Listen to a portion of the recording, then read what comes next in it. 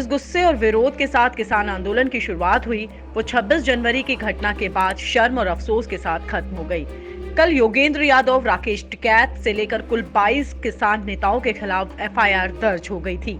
कई धाराओं के तहत दर्ज इस एफआईआर के क्या मायने हैं और कितना इस पूरी हिंसा में ये किसान नेता जिम्मेदार हैं, ये हम समझने की कोशिश करेंगे।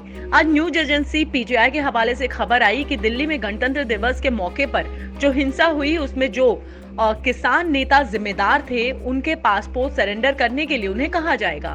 दिल्ली पुलिस ने यह भी बताया है कि इमिग्रेशन की मदद से ये किसान नेताओं के खिलाफ आउटलुक नोटिस को भी जारी किया गया है। हिंसा के सबूत जुटाए जाएंगे। पुलिस एक नंबर भी जारी करेगी जिस पर लोग हिंसा के वीडियो और फोटो शेयर कर सकते हैं, जिसकी मदद से ये फोटोज पोस्टर्स बनाकर जगह जगह लगाए जाएंगे और आरोपियों को चिन्हित किया जाएगा। पिछले 71 साल से देश 26 जनवरी में लोकतंत्र का जश्न मनाता है। अभिव्यक्ति की आजादी, देश के संविधान के महत्व को याद दिलाने के लिए इसे देश के राजधानी दिल्ली के राजपथ में मनाया जाता है। जिस देश ने पूरे विश्व को अहिंसा का पाठ पढ़ाया, उस देश में ही आज के दिन उसकी आत्मा, उसके नींव पर सवाल खड़ा कर दिया। हर किसी ने इस घटना के बारे में बात की, लेकिन आज हम बात करेंगे कि आखिर इस घटना के जिम्मेदार लोग कौन हैं। लेकिन उससे पहले ये 3 तस्वीरें आप एक फ्रेम में देखिए, जो देखना आपके लिए जरूरी है। ये किसी भी देश के वो चेहरे हो सकते हैं जो उस देश से जुड़े किसी भी कानून, देशवासियों के मन में आए कोई भी डर को दूर करने के लिए काफी हैं। ये हम इसलिए बोल रहे हैं क्योंकि 26 जनवरी, जो कि भारत की राष्ट्रीय महापर्व है, उस दिन ये हंगामा क्या किसी विरोध को दर्शाने के लिए हुआ? क्योंकि जिस कानून बिल के लिए पंजाब हरियाणा के अन्नदाता बॉर्डर पर बैठे थे, उसे तो सुप्रीम कोर्ट की तरफ से पहले ही स्टे लगा दिया गया था। देश के प्रधानमंत्री भी इस बिल को 1.5 साल के लिए रोकने की बात कर चुके थे। देश के राष्ट्रपति ने 26 जनवरी को जब जनता को बधाई दी, तो उसमें भी वो यही कहते दिखे कि किसान को किसी भी तरह की परेशानी नहीं होने देंगे। तो क्या इतना काफी नहीं था? ये लोग किसानों के लिए कोई मायने ही नहीं रखते, क्योंकि बावजूद इसके ये हुड़दंग तमाशा और आगजनी दिखी।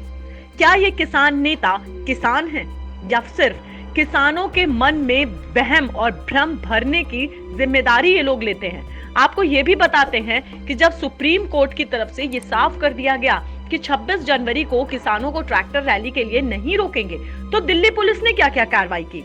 किसान संगठनों के नेताओं से कई चरणों में बैठकें की। जो ट्रैक्टर परेड का हिस्सा बनेंगे, उसके पंजीकरण ये किसान संगठन करेंगे।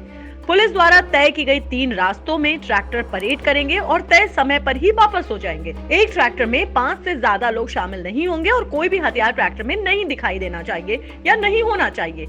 और भी ऐसी कई तरीके की बातें जो किसान संगठनों के नेताओं ने पुलिस के भरोसे में कहा था।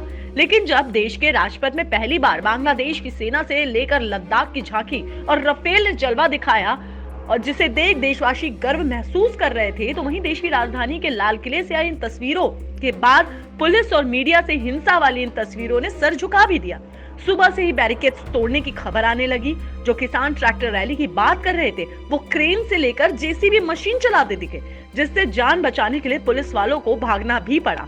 अब बात उन लोगों की जो ये चीख कर कह रहे थे कि प्रदर्शन दिल्ली पुलिस की देखरेख में शांतिपूर्वक होगा, लेकिन इस देश को शर्मसार कर देने वाली घटना के लिए वो जिम्मेदार हैं, जो आज घटना के बाद भले ही इसकी निंदा कर रहे हों। तो जब ये सारी हिंसा हो रही थी, तो किसान नेता क्या कर रहे थे? खुद को हिंसा से अलग कर जिम्मेदारी ना लेने वाले ये नेता ही पुलिस के साथ लगातार बैठक कर उस पेपर पर साइन कर गारंटी दे रहे थे कि कोई भी अप्रिय घटना को अंजाम नहीं दिया जाएगा। ऐसे में पिछले कई महीनों से किसानों के अगुवाई बनकर मीडिया और पुलिस से बात करने वाले ये किसान नेता आज कहां हैं? लॉ स्ट्रीट भारत की रिपोर्ट।